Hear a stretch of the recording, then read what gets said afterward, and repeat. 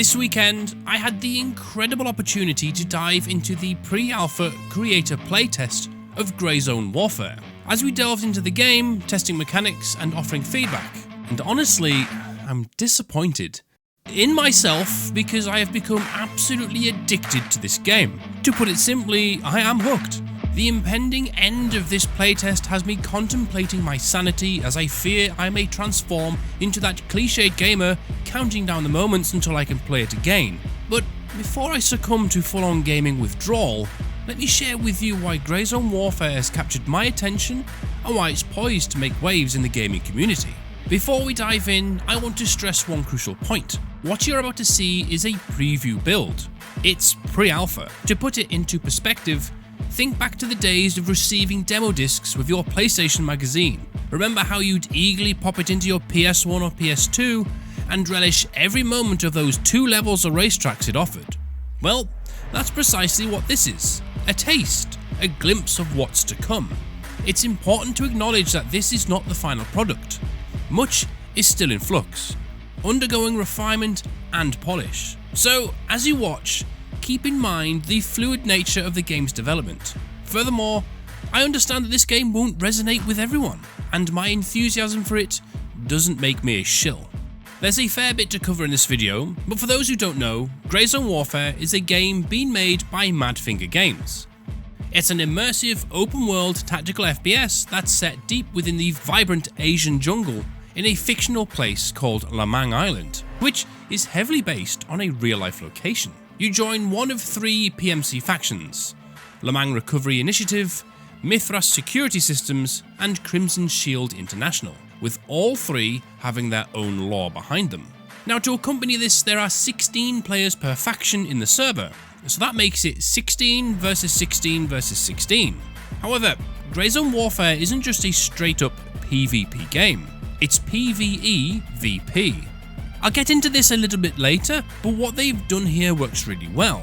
However, for those who don't enjoy PvP and want something a little bit more laid back, there's also a straight-up PvE game mode in the works. Each of the PMC factions have their own forward operating base, or HQ, whatever you want to call it, located and marked on the map.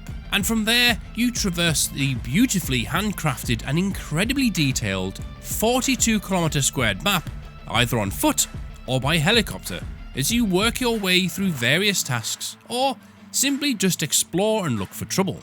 For those of you who play squads, this map is basically the same size as Scorpo, only technically bigger, as 40% of Scorpo is lost to water. Every location is unique, and there's so much to explore and see. I don't think anyone will ever uncover everything this map has to offer. One fantastic feature they have is the helicopter travelling. You basically open the map, either click on the LZ you want to go to, or back to HQ, and it prompts you where to go to get picked up. You wait for it to land, and then run up and hop on and enjoy the view. This cuts out a huge amount of walking, which is fantastic, especially when you need to go to the other side of the map. However, you only start off with 2 LZs discovered, but as you progress through your tasks, you unlock more in various locations that you need to go to. Also, you can discover others by finding them just through straight up exploration, or another way is just to simply hop on the bird of a blueberry and go where it's taking you. When you land, it gives you a new LZ. Now, you cannot shoot off the side of one of these helicopters, but you can eat, drink, and med if you need to.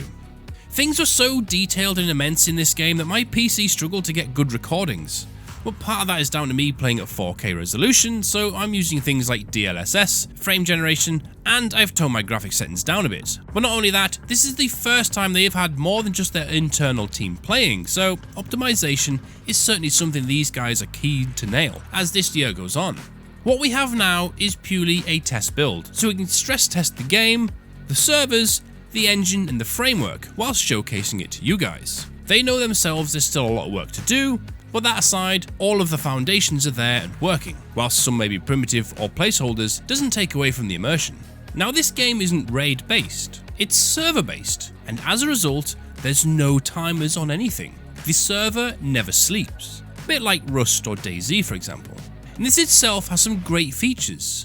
And the main one being, if you die, you can simply just hop on a helicopter and fly back to where you got killed to either link up with your squad and recover your stuff, or to try and drop the guy who clattered you. In PvP, this really adds a whole new element because you're never truly safe.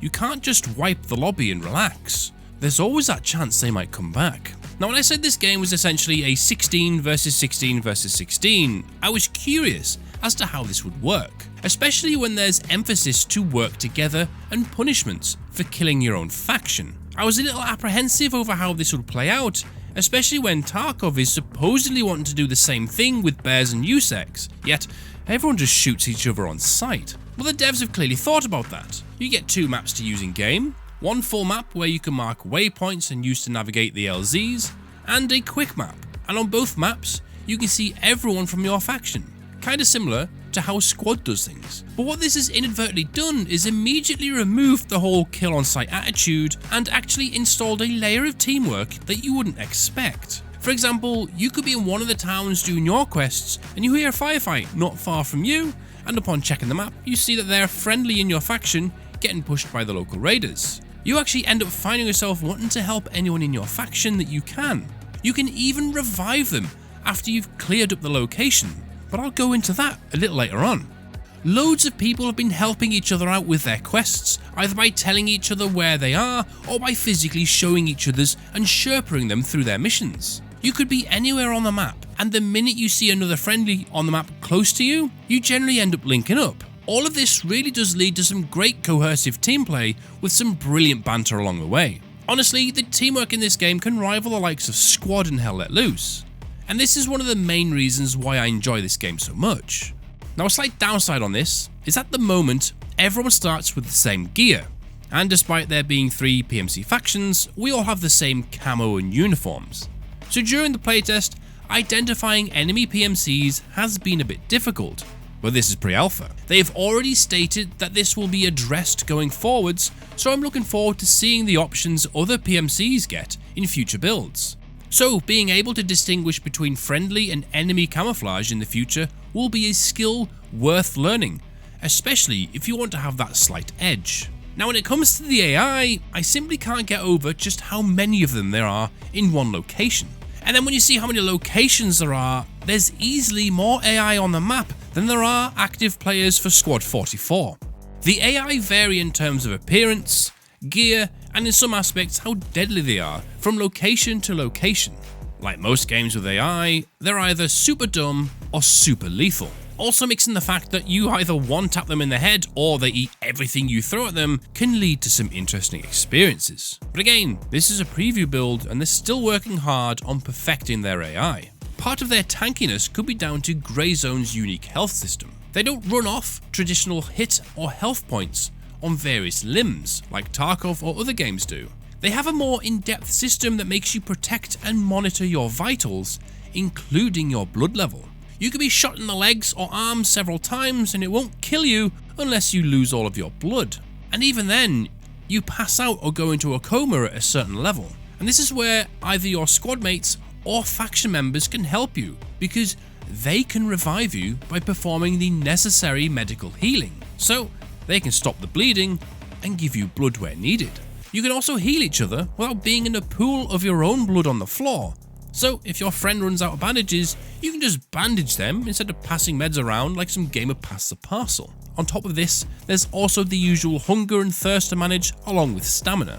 So if the AI is also using this health system or something similar, then I can see why they can be a bit buggy at times, especially as I'm yet to see any raiders fall back and med or die from bleed out. Either way, it's a great system and I'm looking forward to seeing this get developed. The gunplay is very simplistic at the moment and certainly needs some fine tuning. It's certainly enjoyable and it doesn't leave you frustrated or having to throw your mouse around from one end of your house to the other. Granted, some optics feel like the ranging is off and the Mosin wasn't aligned properly during the time of my playtest.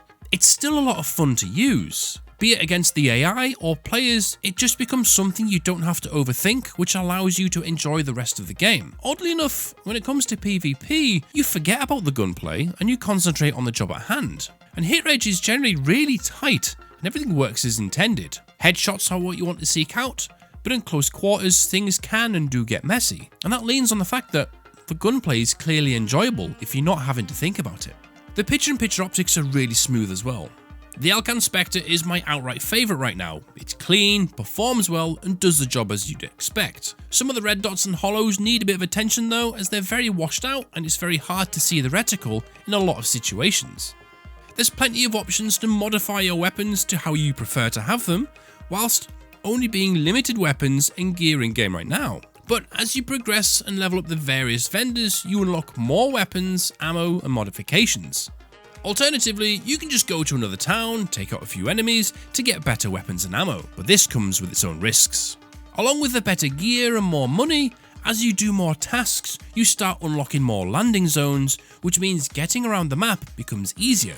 Unless, you don't mind going on an 8-kilometer round hike there and back, which you are more than entitled to do so if you wish. All of the animations for eating and drinking are top notch as well.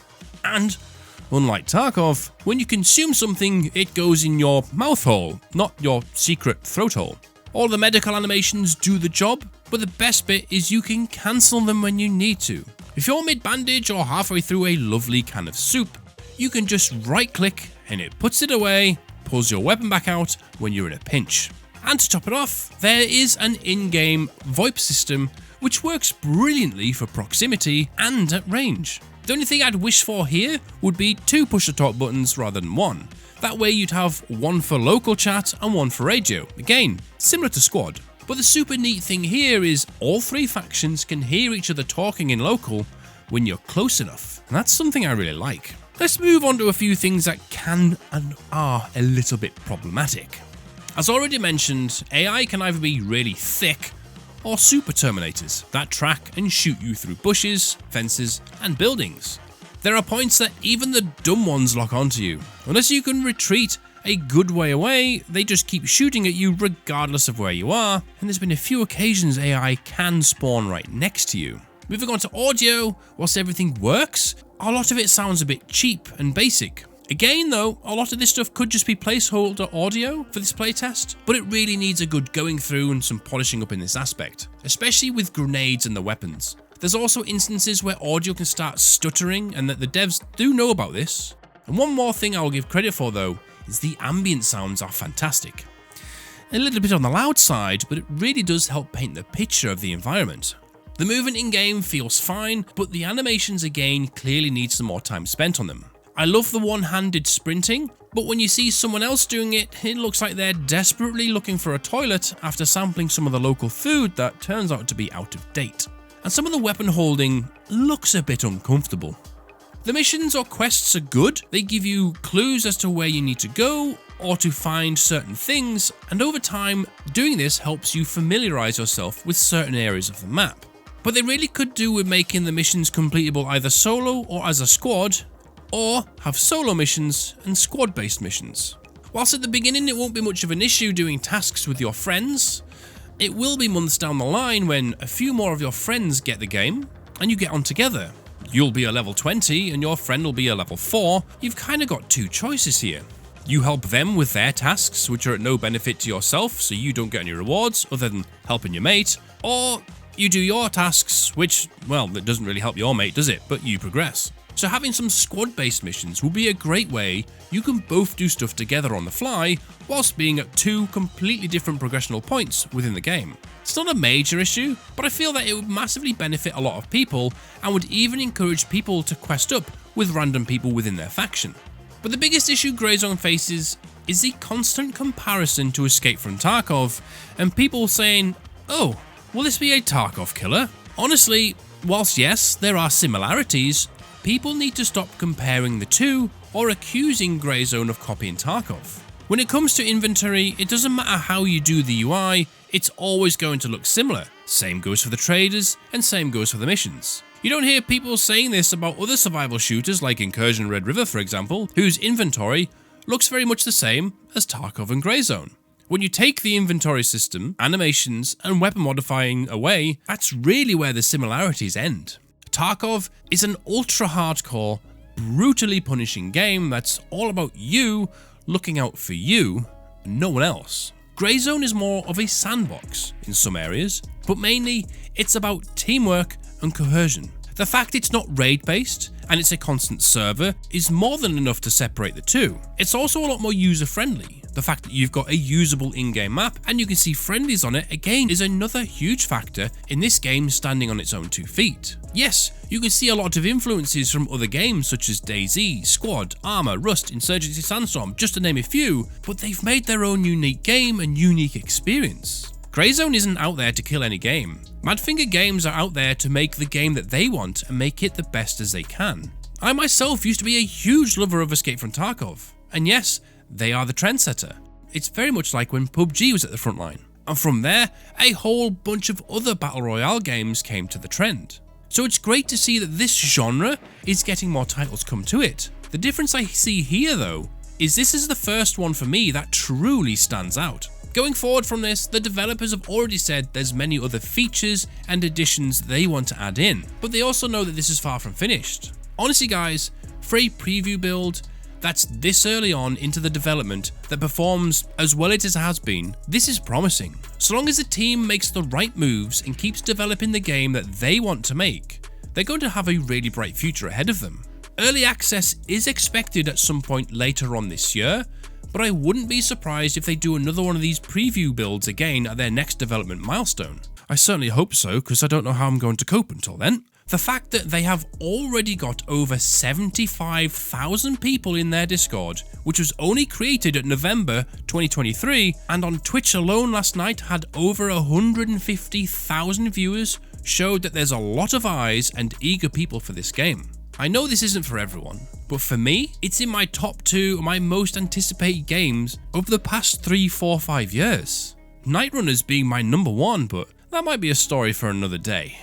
Guys, if you made it this far, thank you so much for watching. Don't forget to subscribe if you want to see more Greyzone Warfare or other upcoming tactical FPS games, or for plenty of squad content if you enjoy a bit of squad. Take care, and I'll catch you on my next video. Good night.